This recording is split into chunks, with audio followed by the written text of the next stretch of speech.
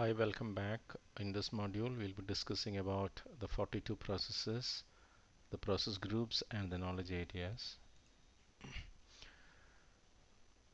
The abbreviation of the project management body of knowledge is PMBOK, and PMBOK comprises of 9 knowledge areas, starting from integration management, then time, cost, quality, procurement, human resource, risk, communications.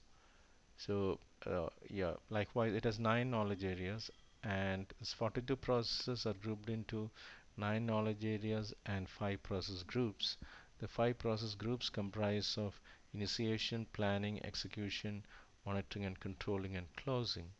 42 processes are grouped, sorry, 42 processes are grouped into 9 knowledge areas and 5 process groups.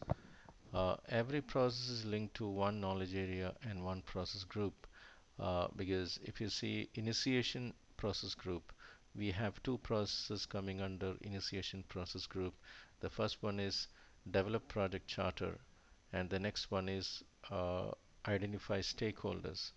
And identify stakeholders belongs to initiation process groups, and it is linked to project communication management knowledge area.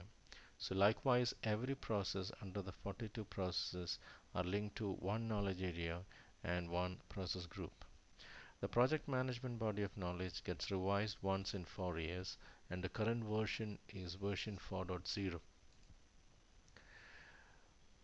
As discussed earlier, the 9 knowledge areas are integration, scope, time, cost, quality, human resource, communications, risk, and procurement. So every knowledge area, any stream of management revolves around plan, do, check, and act, which is coined by Schuhart. So whatever we want to do, we should plan first, and then we try to do things as per the plan. And if there is a variance, we take and check once in a while whether everything is going as per the plan. And if there is a variance, we take action. So any stream of management revolves around plan, do, check, and act. With this in context, when we revisit the knowledge areas, so every knowledge area has a dimension of planning, has a dimension of doing, has a dimension of check, and has a dimension of act.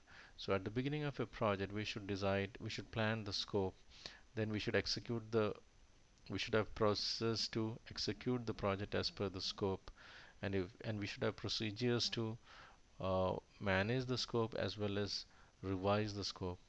Then once in a while we should have mechanisms to check the scope, and if there is a variance, we should have a process to act to rectify the scope variations. So likewise, every knowledge area has processes linked to initiation, planning, execution, monitoring and controlling, and closing. The 5 process groups are initiation, planning, execution, monitoring and controlling, and closing. So every project or a phase we have to formally initiate first, and if it is project initiation, it is done by the project sponsor, and during initiation a project charter is created and the stakeholder identification is performed, and the project manager is identified.